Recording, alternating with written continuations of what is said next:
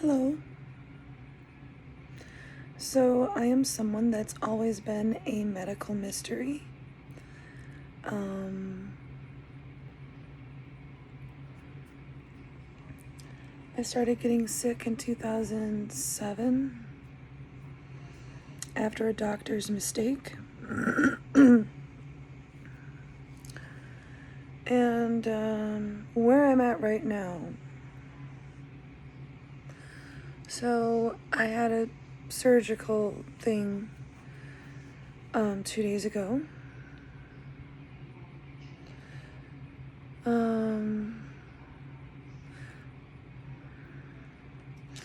They loaded me up with like 15 different medications. Some of which I told them not to give me.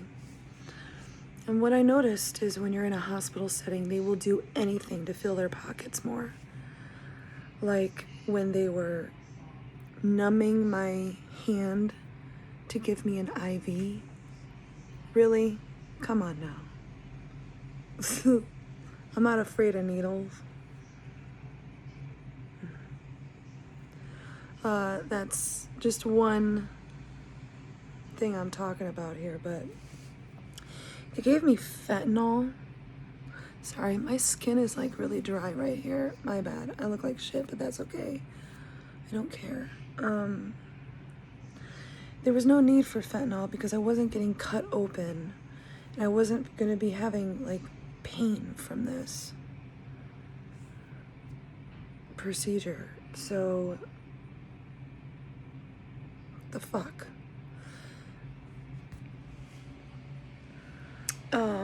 I went into thoroughly explaining my problem with anaphylaxis to pretty much everything. And, so they doped me up with, actually, where is that paper? I'm gonna find it. Where is it? Shit.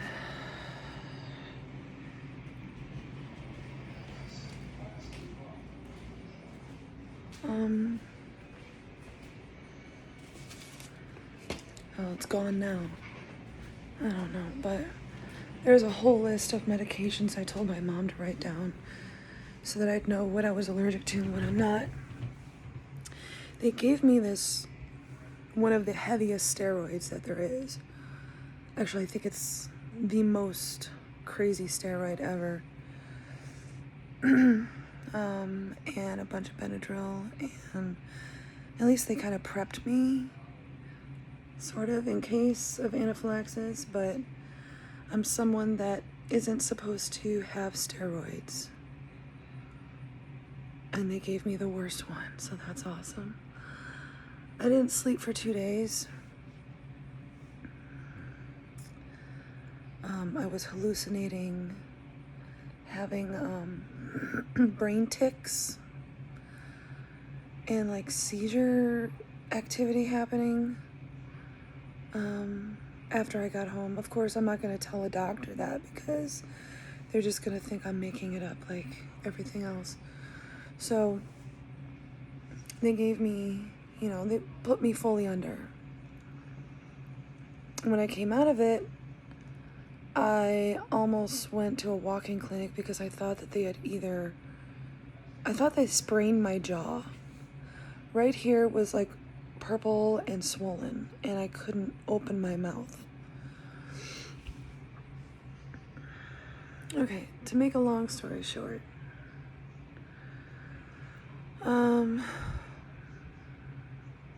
some guy that works with the anesthesiologist came into the room and just started yelling at me about having anaphylaxis. And then he was like, well, that's not what anaphylaxis is. Anaphylaxis is when you need to be resuscitated. I'm like, how do you have a medical license? Like, how do these people have medical licenses? They don't even know what the fuck anaphylaxis is. And they're so high on themselves. that they really don't care about anybody, that they're there to help. That's been my experience thus far with every doctor, every medical person.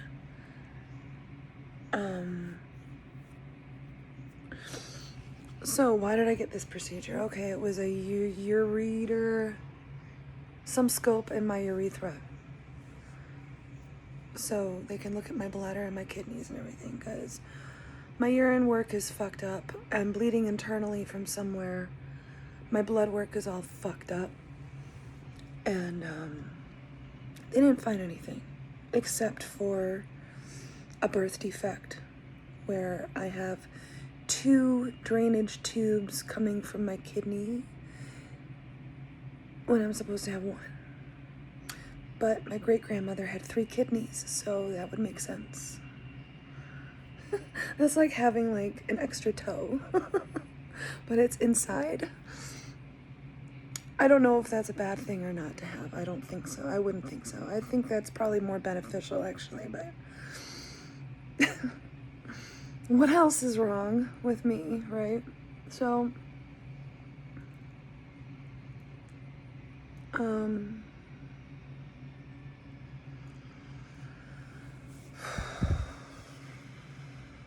so I've been getting these on and off symptoms, which I had before having the procedure done, so I know it's not from the meds. But it seems to be getting just more frequent and a little bit more worse. My hair is clean, I promise. I took a shower last night and put it in a bun. But anyway, ouch. So I keep getting this feeling like a very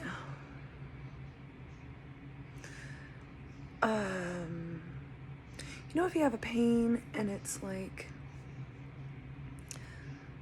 what is that word? It's like it's not extreme, but it's always there. It's just kind of bland. I guess I'm gonna use bland. I've been having like this ongoing bland, it's not the word I'm looking for, but anyway, like nausea. And with it comes extreme polydipsia, which is just extreme thirst that you cannot quench no matter how much you drink. And it's really terrible. Like, it's really bad. And I am not diabetic.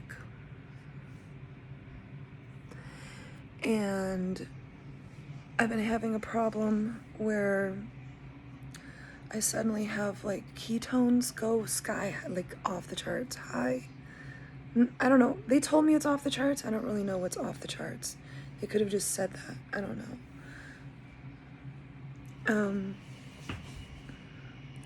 But,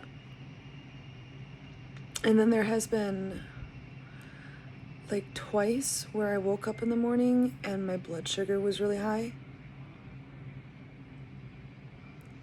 Now, that is called reactive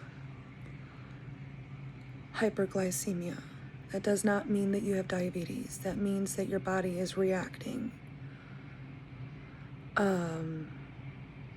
If you fast for 8 hours and that's the only time that your blood sugar goes up, then that's what that is. All these doctors should know that if they're gonna try to lie to me and say, oh, well, you're probably just diabetic because you're overweight, blah, blah, blah, blah, blah, blah, blah, blah, blah. Everything that they tell fat women. I'm not even that fat. But anyway.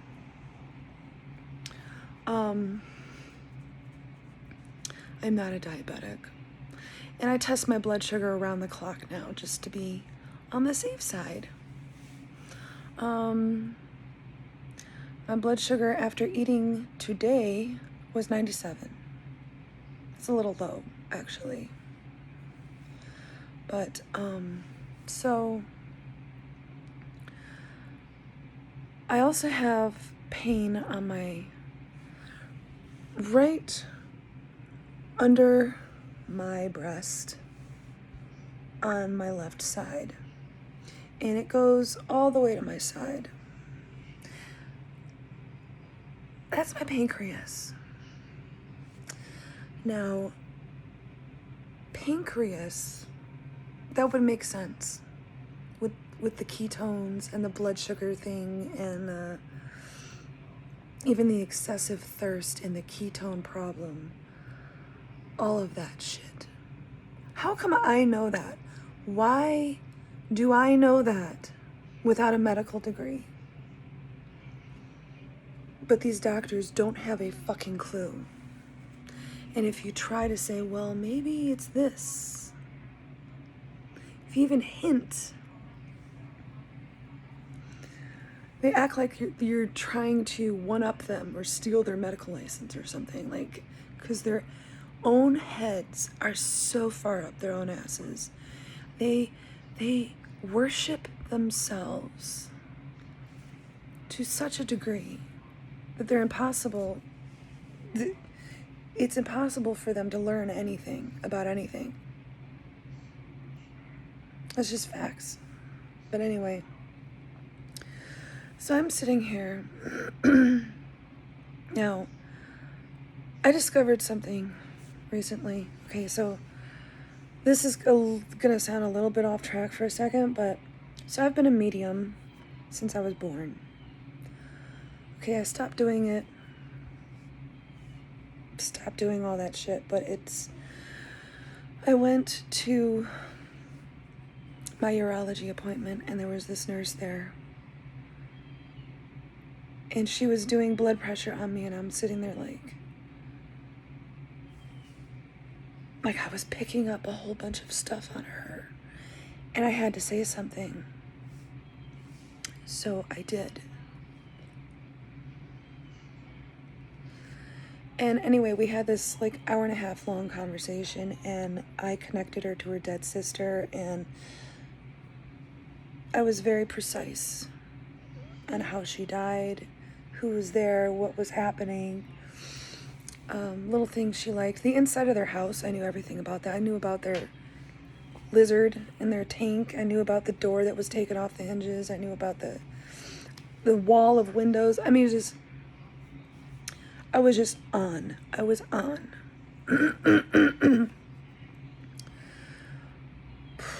Okay, this is why I'm bringing this up. Okay, so we're now friends, by the way. I made a friend by doing that because she's like blown away and she was just very sweet and I'm really sweet and we just got to talking and now we're friends. But anyway, seems to be the only way I can make friends actually, which is sad. But anyway, okay, so while I was giving her the reading, I noticed that I wasn't feeling physically how she died, which is something that always used to happen to me as a medium. So that was a very welcome thing. I wasn't feeling what it feels like to have a seizure and drown. So that was really nice. I was seeing it happen.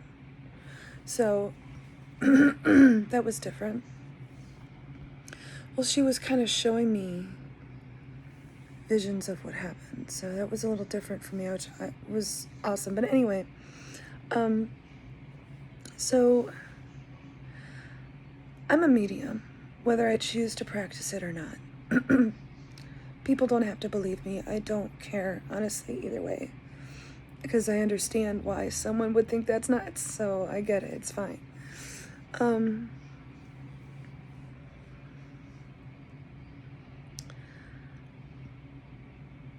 I've said this in other videos, and I doubt that anybody's gonna watch this video, but I said this in another video that all of this was about to happen. This was coming. I felt it happen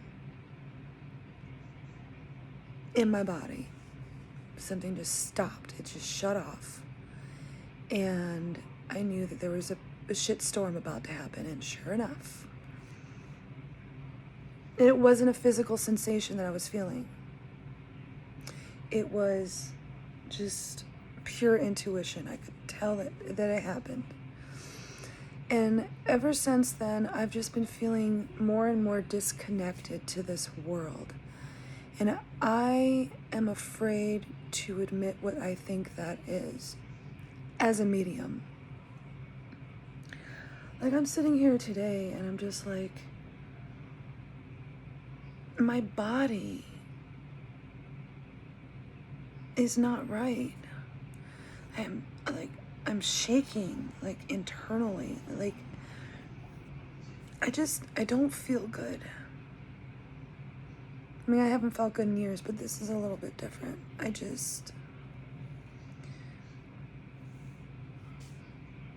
feel like I'm dying, and I think I'm dying. It's not an irrational thought. This is why I brought up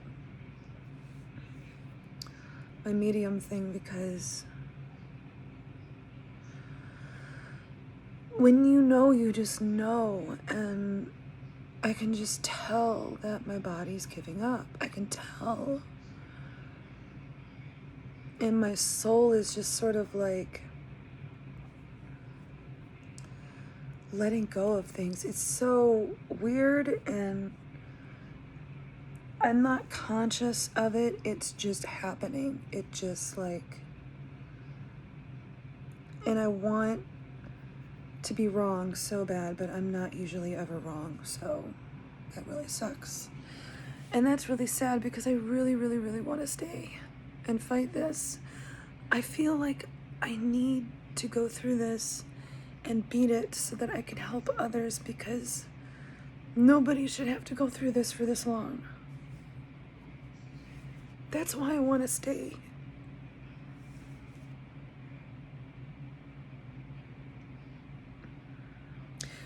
And the fucked up thing is, it's not that fucked up, but my biggest fear has always been dying. And it's not right now. And that's definitely something that's changed. I'm not scared of it. I just really, really, really don't want to go. But I've left my body before. I've had an experience before with that, and I know that once I'm out of my body, I won't want to come back to it, because that's how I was before.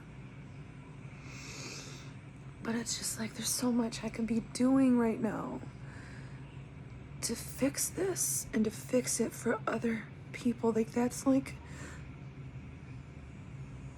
my reason for the fight.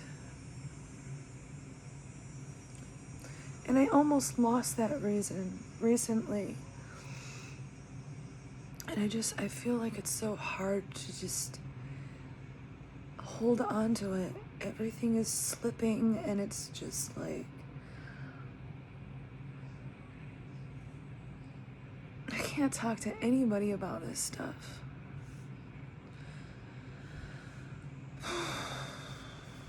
Like, I'm on the 3rd chapter of my 2nd book. Every word that I type in it gives me severe anxiety.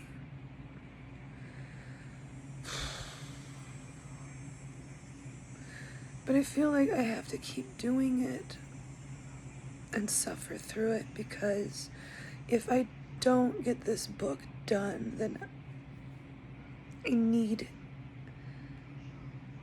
my voice heard.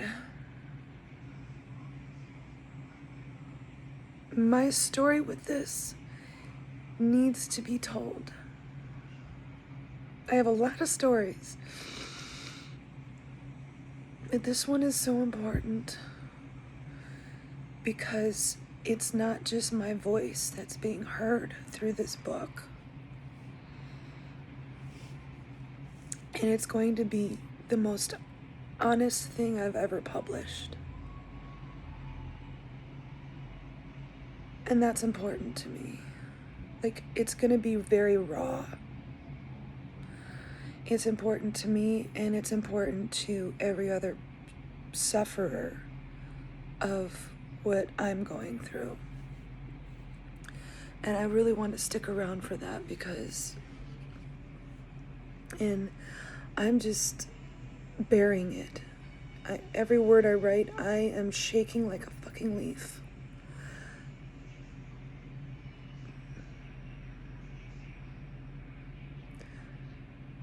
Because it's terrible. It's so bad. It's a form of abuse from the medical community that nobody bats an eye about, and it needs to be talked about. And what made me want to write this book and get it done isn't about me at all. It's not about my story. It's about all the women that have come to me, have sent me videos or messages, telling me their story, crying out to me,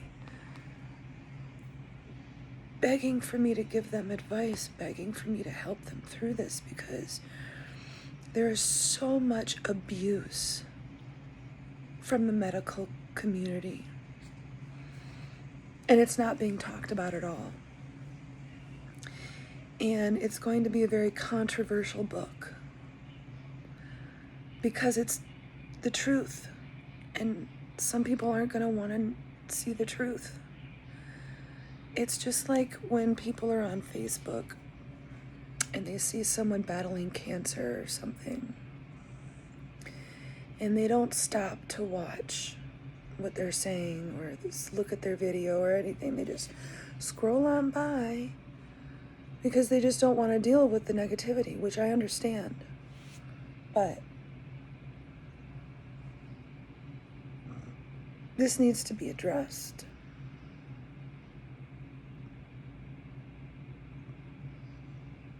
Other people with dysautonomia have shared their story in writing books. But the books, I've read them all. Not all of them, obviously, but I've read them. And this is going to be one of a kind. But it's not just about my story, it's about everyone's story, it's about the medical community, and it's about how they can improve,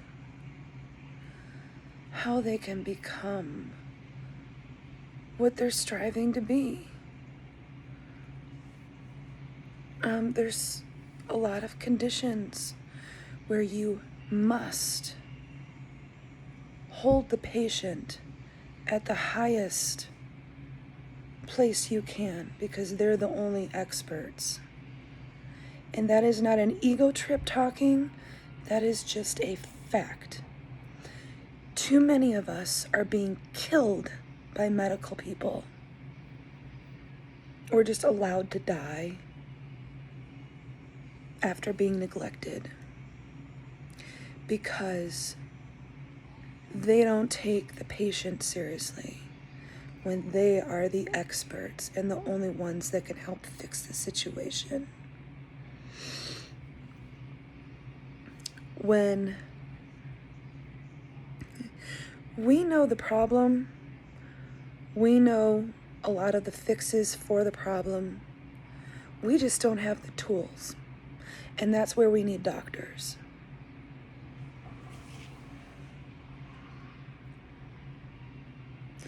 So this book is very important to me. We've gathered that.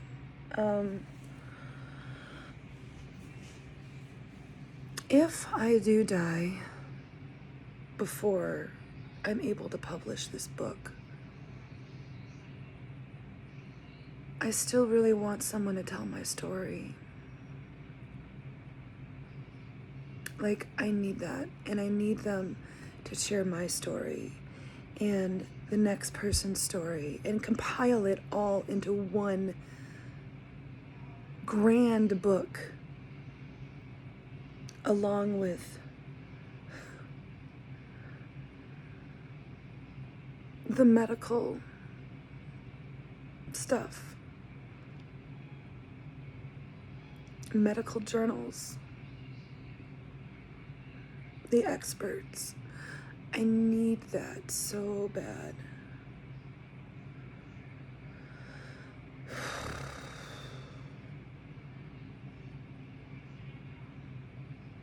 I'm tired of being told, well, doctors are humans too. You know what?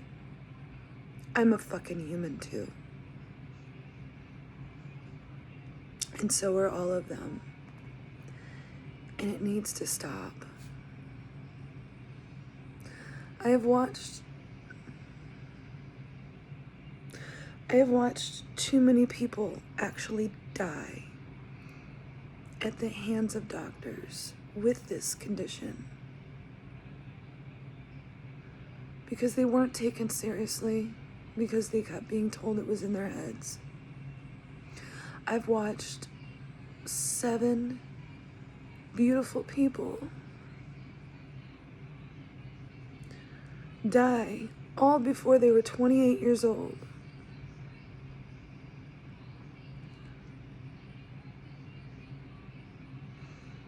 And it needs to fucking stop.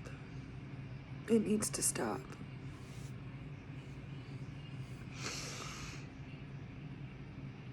And that's why I am suffering through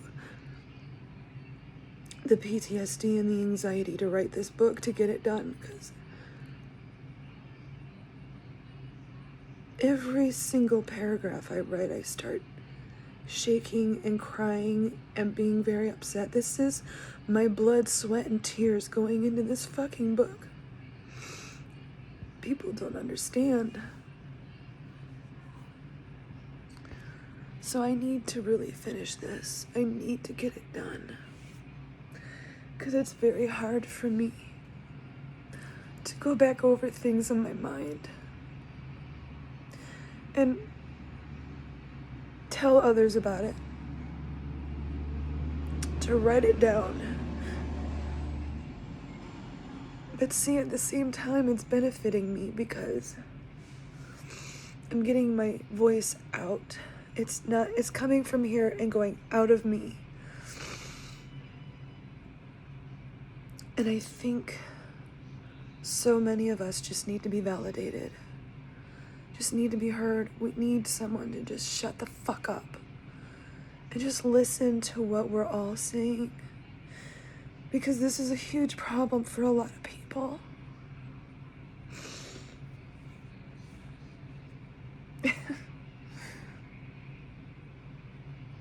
I hope I can finish it. I'm gonna try my best. It's gonna be a long book, and there's a lot that goes into this because I need interviews and things like that. And to be honest, my body's just not right now, so I don't know how much I can get done, but I'm gonna try to finish it. So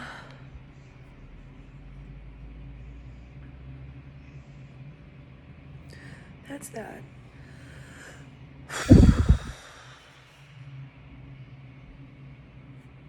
I'm gonna do this.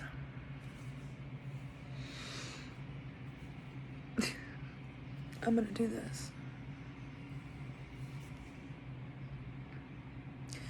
Even if I'm suffering through it, even if I'm doubling over, throwing up because my pancreas decided to stop working, I'm going to be doing that while typing on my freaking laptop. That's how dedicated I am. I have to do this. So,